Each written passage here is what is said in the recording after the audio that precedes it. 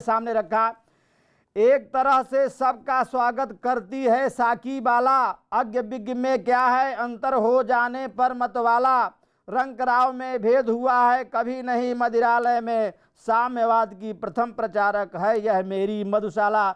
यानी साम्यवाद की पहली प्रचारक अगर कोई है तो मधुशाला है। आज भी अगर आपने ध्यान दिया होगा, रोटी बेटी जाति धर्म संप्रदाय ऊंच नीच एससी एसटी के भेदों में हम पड़े हुए हैं, लेकिन जहां मदिरालय होता है उस मदिरालय में हर जाति हर धर्म हर संप्रदाय के लोग जाते हैं। यह बात उन्होंने 1933 और 35 के आसपास मधुशाला के माध्यम से संदेश दिया था। मित्रों, आज भी मधुशाला उतनी ही प्रासंगिक है जितनी 1935 या 1933 में थी। आपने ध्यान दिया होगा कि हम छुआछूत करते हैं, जैसे ट्रेन में हम छुआछूत नहीं कर सकते, एयर में नहीं कर सकते हैं, स्कूल में नहीं कर सकते हैं, लेकिन अपने घरों में हम छुआछूत आज भी है भारतीय समाज में। अगर आपने ध्यान दिया होगा, चाहे गुजरात हो या महाराष्ट्र या तमिलनाडु या केरल, किसी भी प्रदेश में आप जाइए, जाने अनजाने छुआछूत विराजमान है। लेकिन मदिरालय में इस प्रकार का छुआछूत नहीं है, यानी सार्वभौमिक एकात्मकता वहाँ आपको देखने को मिलेगी। और इसी को केंद्र में रख करके हरिवंश राय बच्चन ने लिखा, कभी नहीं सुन पड़ता इसने हाथ छू दी मेरी हाला, कभी न कोई कहता उसने जूठा कर डाला प्याला। सभी जात के लोग यहाँ पर साथ बैठकर पीते हैं, 100 सुधारकों का करती है काम अकेली मधुशाला। यानी 1000 से 1000 ज़्यादा सुधारक जो हैं उनका काम कौन करती है? मधुशाला करती है। यह बात हरिवंश राय बच्चन ने कही थी। एक बार इसकी लोकप्रियता को ध्यान में रखकर तमाम लोगों ने गांधी जी से विरोध दर्ज कराया। गांधी जी हरिवंश राय बच्चन को बुलाया और बुलाने के बाद पूरी मधुशाला अब हरिवंश राय बच्चन ने महात्मा गांधी को सुनाई। महात्मा गांधी ने उस पर मोहर लगा दी कि नहीं, इसमें किसी भी प्रकार का वो नहीं है, बहुत अच्छी कृति है, बहुत अच्छा गीत काव्य है और इसका पठन किया जाना चाहिए। यानी गांधी जी भी इस बात से सहमत थे कि मधुशाला जिस रूप में जिस अभिधा में बात करना चाहते थे वो अभिधा नहीं है, बल्कि ये व्यंजना और लक्षणापरक अर्थ इसका लिया जाना चाहिए, तब आप मधुशाला को समझ पाएंगे। अगर मधुशाला का अर्थ केवल मधु से लिया या आपने शराब से लिया तो फिर इसके अर्थ का पान नहीं कर पाएंगे। इसलिए सांप्रदायिक सौहार्द, क्योंकि हिंदू मुस्लिम सिख ईसाई वगैरह तमाम जाति धर्म संप्रदाय के बेड़े में हम बटे हुए हैं। लेकिन मित्रों, हरिवंश राय बच्चन ने बड़ी अच्छी लाइन कही, बैर बढ़ाते मंदिर मस्जिद मेल कराती मधुशाला, जहाँ अभी है मंदिर मस्जिद वहाँ बनेगी मधुशाला। यानी जहाँ मंदिर और मस्जिद है वहाँ मधुशाला खोल देना चाहिए, सारा झंझट समाप्त हो जाए। दूसरी स्थिति आप देखिए, सांप्रदायिक सौहार्द की बात आती है तो कहते हैं धर्म ग्रंथ सब जला चुकी है में जिसके अंतर की ज्वाला, मंदिर मस्जिद गिरजे सबको तोड़ चुका जो मतवाला, पंडित मोमिन पादरियों के फंदों को जो काट चुका, कर सकती है आज उसी का स्वागत मेरी मधुशाला। ये बात भी उन्होंने कही, लेकिन आगे चल कर के और भी तीखी टिप्पणी कही। कबीर ने कहा था कबीर ने कहा था ना, कहा था कि इन दो राह न पाई, पंडित यापन करे बड़ाई गागर छुअन दे ही हो, है ना। और मुसलमानों के लिए कहा मंदिर ये जो है कागर पाथर जोड़ के मस्जिद लई बनाए, ता चढ़ मुल्ला बाग दे क्या बहरा हुआ खुदाए। हरिवंश राय बच्चन ने देखिए 2 लाइन देखिए, ये मेरी बात नहीं, हरिवंश राय बच्चन की बात है। चिर विधवा है मस्जिद तेरी सदा सुहागिन मधुशाला। आप ध्यान दीजिए, मस्जिद को उन्होंने चिर विधवा बताया और मधुशाला को सदा सुहागिन बता दिया। आप इस अर्थ गांभीर्य को समझिए। इसीलिए हिंदू और मुसलमान दोनों इसका विरोध करते थे, लेकिन जब गांधी जी की मोहर लग गई तो विरोध का जो स्वर था वो ठंडा पड़ गया। पथिक बना मैं घूम रहा हूँ, सभी जगह मिलती हाथ वाला, सभी जगह मिल जाता साकी, सभी जगह मिलता प्यारा, मुझे ठहरने का है मित्रों कष्ट नहीं कुछ भी होता, मिले न मंदिर मिले न मस्जिद मिल जाती है मधुशाला। मित्रों, आप देखिए जाति धर्म संप्रदाय प्रादेशिकता भाषा ये सारे के सारे आवरणों को मधुशाला तोड़ देती है। आप देखिए आज भी अगर आप यहाँ गांधीनगर में आजू बाजू में कहीं मदिरालय हो, छुपे तौर पर लोग पीते पिलाते, हालांकि गुजरात में सब मतलब इस पर बंदी लगी हुई है, लेकिन उसके बावजूद भी यह देखा जा रहा है कि कहीं ना कहीं छिपे तौर पर हम इसका आस्वाद ले रहे हैं। हरिवंश राय बच्चन ने उस समय पर यह बात हमारे सामने रखी थी और बताने की कोशिश की थी कि निश्चित रूप से जो सौहार्द है, जो सांप्रदायिकता है, उस सांप्रदायिक और राष्ट्रीय एकता की अगर प्रथम पाठशाला कोई है तो वह क्या है? मधुशाला है। समानता, बंधुत्व, लोकतांत्रिकता का भी प्रतीक कौन है? मधुशाला है। क्यों? क्योंकि चाहे अमीर हो चाहे गरीब हो, आजकल तो तरह तरह के मधु के, शराब के तरह तरह के ब्रांड आ गए हैं, 1000, 500, 10,000, 5,000 वगैरह वगैरह। लेकिन उस समय की जो शराब थी वह शराब सबके लिए सर्वसुलभ थी, चाहे राजा हो या रंक हो। आज ब्रांड आपको अलग मिल सकते हैं लेकिन आस्वाद अलग अलग किस्म का है। लेकिन उस अलग अलग किस्म के आस्वाद को आप देखिए, उन्होंने कहा मृदुभाओं के अंगूरों की आज बना लाया हाला, प्रियतम अपने ही हाथों से आज पिलाऊंगा प्याला, पहले भोग लगा हूँ तेरा फिर प्रसाद जग पाएगा, सबसे पहले तेरा स्वागत कर दी मेरी मधुशाला। वो बार बार बीच बीच में इस बात को हमारे सामने रखते रहे कि भाई मृदुभाओं के अंगूरों की आज बना लाया हाला। ये मीठे मीठे जिसे आप द्राक्ष कहते हैं, अंगूर है, उसकी बनी हुई है। आप यह मत समझिए कि यह देसी शराब है या विदेशी शराब है, नशा करने वाली शराब है। यह लोक जीवन में सरसता लाने वाली मधुशाला है। मैं उस मधुशाला का पाठ आपको पढ़ा रहा हूँ।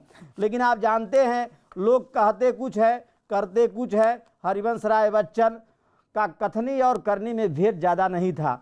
मित्रों, आप देख सकते हैं, उन्होंने साफ लिखा, बजी न मंदिर में घड़ियाली, चढ़ी न प्रतिमा पर माला, बैठा अपने भवन मुअज्जिन देकर मस्जिद में ताला, लुटे खजाने नरपतियों की, गिरी गढ़ों की दीवारें, रहे मुबारक पीने वाले, खुला रही यह मधुशाला, सभी जात के लोग यहाँ पर साथ बैठकर पीते हैं, 100 सुधारकों का करती है काम अकेली मधुशाला। यानी जो गांधी सुधारक राजा राम मोहन राय, ईश्वर चंद्र विद्यासागर, उस समय केशव चंद्र सेन, महादेव गोविंद रानडे, स्वामी दयानंद सरस्वती, यानी ये अपनी तरह से भारतीय नवजागरण को पुष्ट कर रहे थे। और हरिवंश राय बच्चन कविता के माध्यम से, मधुशाला के माध्यम से भारतीय राष्ट्रीय की जो समन्वयवादी दृष्टि है, जो सांस्कृतिक पक्ष है, जो सामाजिक और पारिवारिक उसका रिश्ता है, उस रिश्ते को और मजबूत बना रहे थे। लेकिन उनके साथ तकलीफ ये थी कि मधुशाला जुड़ी हुई थी, इसलिए लोग टीका टिप्पणी ज़्यादा कर रहे थे, लेकिन उसकी बच्चन ने कभी परवाह नहीं की। और सबसे ज़्यादा आप समझिए, जिस मधुशाला को छपाने के लिए पहली बार इन्हें अपने जेब से पैसा निकालना पड़ा था, वही मधुशाला जब प्रकाशक छापता है, 1000 कापी छापी, 980 कापी बिक गई और 20 कापियों के साथ ले गया और उसके साथ जो रॉयल्टी होती है वो भी दिया। 1935 की बात मैं आपको बता रहा हूँ। उसके बाद तो कितने संस्करण आए, आप कल्पना नहीं कर सकते हैं। यानी वह मधुशाला उसी रूप में जीवंत है जिस रूप में हरिवंश राय बच्चन के समय में थी। प्रसाद पंत, निराला, महादेवी वर्मा, भगवती चरण वर्मा, शिव मंगल सिंह सुमन, ये सारे ऐसे रचनाकार हैं, कृतिकार हैं, जो हर लोगों ने उनकी मधुशाला की भूरी भूरी प्रशंसा की है। इसलिए यूँ देखा जाए तो वे बिल्कुल कैसे कवि हैं? प्रयोगवादी हैं। प्रयोगवादी का मतलब हुआ कि बिल्कुल लोक जीवन में जैसे जैसे परिवर्तन, कुछ चीज़ें ऐसी होती हैं जो सार्वभौमिक होती हैं और कविता में कुछ शाश्वत तत्व ज़्यादा होता है। और कविता का अर्थ अर्धविवृत होता है। अर्धविवृत का मतलब होता है आधा बंद आधा खुला। हरिवंश राय बच्चन की जो कविता मधुशाला है, अर्धविवृत कविता है। इस अर्धविवृत कविता का आस्वाद लेने के लिए आपको अभिधा, लक्षणा और व्यंजना के पास जाना पड़ेगा। इसका आस्वाद लेने के लिए लोक जीवन की आपाधापी को देखना पड़ेगा। इसका आस्वाद लेने के लिए मंदिर, मस्जिद, पंडित, मौलवी, पादरी, सबके आसपास आपको देखना पड़ेगा, सबका दृष्टिकोण क्या है, और फिर आप मधुशाला को पढ़ें, तब उसका आस्वाद आपको मिलेगा। आप देखिए, मदिरालय जाने को घर से चलता है पीने वाला, किस पथ से जाऊं यसमंजस में है वह भोला भाला, अलग अलग पथ बतलाते सब पर मैं यह बतलाता हूँ, राह पकड़ तू एक चला चल पा जाएगा मधुशाला। यानी ये समरसता है, ये जीवन की समरसता है। तुलसी ने कहा ना, दैहिक दैविक भौतिक तापा, राम राज काहू नहीं व्यापा। ये तुलसी का समय का सच था, लेकिन तुलसी के समय का सच और हरिवंश राय बच्चन के समय का सच, दोनों में जमीन और आसमान का अंतर है। क्योंकि उस समय देश स्वतंत्र नहीं हुआ था मित्रों, और ऐसी पोजीशन में अगर गांधी नहीं होते तो 1932-33 में अंबेडकर अलग हो जाते, बौद्ध धर्म अपना लेते। इसीलिए कलाराम मंदिर में छुआछूत मंदिर सब अछूतों के लिए खोला गया। अगर महात्मा गांधी नहीं होते तो 1932-33 में आचार्य नरेंद्र देव, राम मनोहर लोहिया, जयप्रकाश नारायण वगैरह अलग हो जाते, समाजवादी अलग हो जाते। मित्रों, ये इन तीनों त्रिपुटियों को, गांधी, नेहरू और पटेल, उधर आचार्य नरेंद्र देव, राम मनोहर लोहिया, जयप्रकाश नारायण, और उधर तीसरा ध्रुव जो थे अंबेडकर, इन सब को इकट्ठा करने का काम अगर किसी ने किया है तो मधुशाला ने किया है। कभी आप इसका आस्वाद भारतीय स्वतंत्रता आंदोलन के परिप्रेक्ष्य में भी करें, तब देखें कि मधुशाला की ताकत क्या है। मधुशाला का मतलब केवल शराब पीना नहीं है, केवल शराब खाना नहीं है, जिंदगी भी एक मधुशाला है। अगर आपको अच्छी तरह से जीना है तो उस जिंदगी रूपी मधुशाला में आइए और उसका आनंद लीजिए, तब आपको पता चलेगा। मित्रों, मैं आपको उसकी समरसता की कुछ बातें बताना चाहता हूँ, कैसे एक दूसरों को मिलाती है, कैसे लोग गले लिखते हैं। देखिए, एक बरस में एक बार ही जगती होली की ज्वाला, आप ध्यान दीजिए, एक बार ही लगती बाजी, जलती दीपों की माला, दुनिया वालों किंतु किसी दिन आ मदिरालय में देखो, दिन को होली रात दिवाली रोज मनाती मधुशाला। आप मदिरालय में कभी जाएं, गुजरात में हालांकि नशाबंदी है, दारूबंदी है, लेकिन किसी भी जहां पर दारू पर पाबंद नहीं है, वहां आप जाकर देखेंगे तो वहां पर होली दिन को होली रात दिवाली रोज मनाती मधुशाला, ये नज़ारा आपको दिखेगा।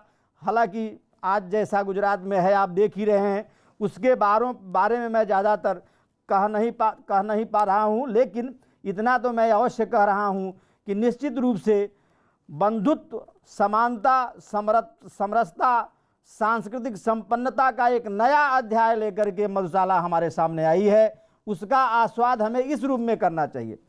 आपने दूसरी बात ध्यान दी होगी, हरिवंश राय बच्चन जिंदे जी उन्होंने यह बात तय कर लिया था, जब उन्होंने मधुशाला लिखी थी 1933 में, प्रकाशित 1935 में, तो उन्हें पता था कि हम एक दिन मरेंगे। एक दिन, हालांकि बच्चे नहीं हुए थे, लेकिन फिर भी उन्होंने ऐसी कल्पना की थी, और वह कल्पना आगे चलकर साकार भी होती है। आप देखिए क्या कल्पना की थी, मेरे अधरों पर हो अंतिम वस्तु न तुलसी दल प्याला, यानी तुलसी दल में मरुद न डाला जाए। मेरी जिह्वा पर हो अंतिम वस्तु न गंगा जल हाला, कोई आदमी मरता है तो आप गंगा जल डालते, वो भी मत डालिए। फिर क्या, मेरे सौ के पीछे चलने वालों याद इसे रखना, राम नाम है सत्य न कहना, कहना सच्ची मधुशाला। मित्रों, जिंदगी भी एक मधुशाला है, उसे अच्छी तरह से जीने की अगर कला आपको सीखनी हो तो आप हरिवंश राय बच्चन के पास जाइए। लेकिन हर चीज़ का एक जुनून होता है। जैसे आप देखिए, एक वैज्ञानिक है, जैसे APJ अब्दुल कलाम साहब थे, उन्हें बराबर धुन थी अपनी वैज्ञानिक, मिसाइल मैन कहे जाते हैं। उसी तरह से एक कवि का अपना धुन होता है, उसी तरह एक संगीत वादक का अपना होता है, उसी तरह लता मंगेशकर का होता है, उसी तरह अमिताभ बच्चन, हर क्षेत्र में। सचिन तेंदुलकर का क्रिकेट में है, हरिवंश राय बच्चन हिंदी कविता को बुलंदियों पर ले गए। मित्रों, ये मैं कहना चाहता हूँ, जो काम लता मंगेशकर ने किया, या जो काम अमिताभ बच्चन ने फिल्मी दुनिया में किया, जो काम बांसुरी वादन में चौरसिया जी ने किया, वही काम हिंदी कविता में हरिवंश राय बच्चन ने किया है। इस बात को भी आप समझिए, गहराई से समझिए, शब्दों का स्थूल नहीं, शब्दों के सूक्ष्म अर्थों की तरफ जाइए, तब अर्थ की परत आपके सामने समझ में आएगी, और तब पता चलेगा कि हरिवंश राय क्या कहना चाहते हैं। मित्रों, चित जल पावक गगन समीरा, पंच रतित यह अधम शरीरा, ये बात तुलसी ने कही थी। लेकिन मित्रों, वही तुलसी हैं जो उन्होंने कहा कलि समान नहीं आन युग जो जो नर कर विश्वास, कलयुग के समान कोई युग नहीं है, बशर्ते आदमी को आत्मविश्वास होना चाहिए। हरिवंश राय बच्चन को अपने यहाँ पर आत्मविश्वास है, लेकिन उसके छंदों में एक छंद यह भी आता है, मेरे सौ पर वह रोए जिसके आंसू में हाला। आप देखिए, कब मैं मर जाऊं तो कैसे कौन रोएगा। आह भरे वह जो हो सुरभित मदिरा पीकर मतवाला, दे मुझको वे कंधा जिनके पद मद डगमग होते हों, और जलूं उस ठौर जहाँ पर कभी रही हो मधुशाला। यानी वहाँ पर मुझे जलाया जाए जहाँ मधुशाला हो। आप ध्यान दीजिए क्या लक्षणा और व्यंजना है। लोक जीवन की तमाम आपाधापियों को आप देखिए, सांस्कृतिक, आध्यात्मिक और राष्ट्रीय परिप्रेक्ष्य में इसको आप आकलित करने की कोशिश करेंगे, तब मधुशाला के अर्थ गांभीर्य को आप समझ पाएंगे। तब आपको पता चलेगा कि मधुशाला की काव्य भाषा कैसी है और कितनी मर्म भेदक है। मित्रों, शब्दों के केवल स्थूल अर्थ से कुछ भी नहीं होता, उसका जो सूक्ष्म अर्थ है उसे भी हमें जानना चाहिए। और इतना ही नहीं, बच्चन है ना, कबीर कहता है, चार हाथ चर गजी मगायो चढ़ा काठ की गोड़ी, चारों कोनों आग लगा के ताप लियो जस होरी, जब तक जीवे माता रोवे सास रोवे। बहुत लंबा छंद है, लेकिन हरिवंश राय बच्चन क्या कहते हैं आप देखिए, और चिता पर जाय उड़ेला पात्र न घित का पर प्याला, घंट बधे अंगूर लता में मध्य न जल हो पर हाला, प्राण पिए यदि श्राद्ध करो तुम मेरा तो ऐसा करना, पीने वालों को बुलवा कर खुलवा देना मधुशाला। अगर पत्नी मेरा श्राद्ध करे, हालांकि 1936 में उनकी पत्नी का देहांत हो गया 17 नवंबर को, लेकिन दूसरी पत्नी तेजी जी 24 जनवरी 1942 को आती हैं। और इस कसमकस ज़िंदगी में, उतार चढ़ाव की ज़िंदगी में कभी किस तरह की कल्पना कर रहा है और कह रहा है। आप जानते हैं, शव जलाने अगर आप गए होंगे, घी डाला जाता है, वो कहते हैं घी मत डालो भैया, इसमें मधुशाला डालो, मधु डालो, मधु डालो। क्यों? क्योंकि वो सौहार्द का वातावरण पैदा करती है। यानी हर जगह हम मधु मधु, रग रग में वो मधु की बात करते हैं। और इसीलिए सुमित्रानंदन पंत एक अच्छे कवि और उनके